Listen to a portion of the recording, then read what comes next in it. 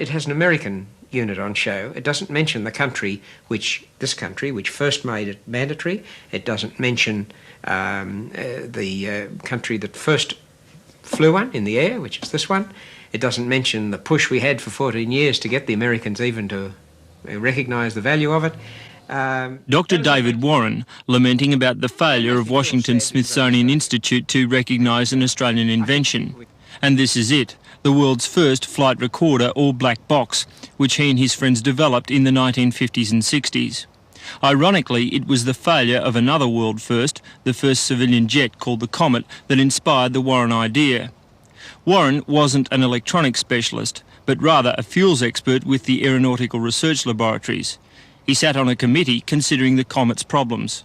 I kept thinking to myself, if it were a pilot error or if it were something which were known to the crew, they may have said something or done something. If only we could recapture those last few seconds, it'd save all this argument and uncertainty. We'd know what it was. Somebody may have known. And I had been, just the week before, to an instrument exhibition and seen this. Now, this is the world's first pocket recorder, if you like, the Minifon, a German unit, which records on about 2 or 3 miles of very fine wire as thick as your hair. Inspiration is one thing, but selling an idea is quite another.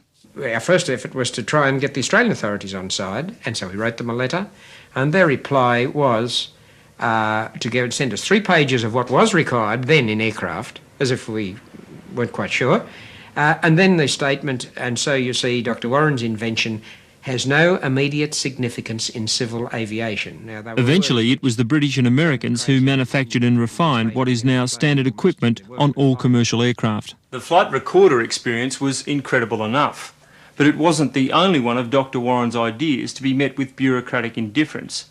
This prototype of a crash beacon recorder has done little more than gather dust since its invention in 1960. The beacon, or plastic mushroom, was a joint Australian-Canadian development which aimed to reduce the likelihood of destruction of the flight recorder and lead to its instant retrieval. Rather than have your crash recorder buried at the bottom, we said there is another alternative. We can always have a crash recorder inside the plane where we can get at it easily to see what's happened in the last flight, or we can put it in the tail where it's most likely to survive in an impact, or we could build it onto the back in one of these so that when it flips off, even if the plane is lost and even if every survivor is lost, the radio says, come and get me immediately, and when you do get there, the little spools, which have all the information we need, are actually housed in this beacon. We couldn't carry the whole recorder, it's too heavy, but by making the spools detachable, we worked with the Canadians and were able to make this combination which can be retrieved, and so you've got the data even if you haven't got the aircraft. How could this sort of thing help in modern day air crashes, for instance the Air India tragedy? Had there been one on the Air India plane, search aircraft could have been there within, say, half an hour, because the Mayday signal, the distress signal, is monitored all the time in various parts of the world, and as soon as captured you could set out as quick as you could start your motors. Had there been survivors, had our pilot been in the vicinity and still floating, we might have rescued him. If the popular theory seems to be that the jumbo jet, the Air India jumbo jet, exploded because there was a bomb on board. Now, if that happens, what's to say that something like this mushroom wouldn't go up with it?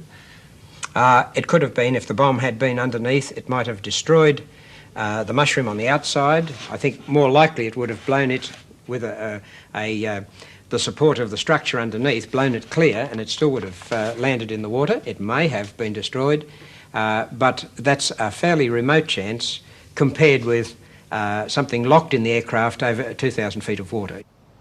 So, some 30 years on, it's no consolation to David Warren to know that bureaucratic stonewalling caused all his hard work to be lost to Australia.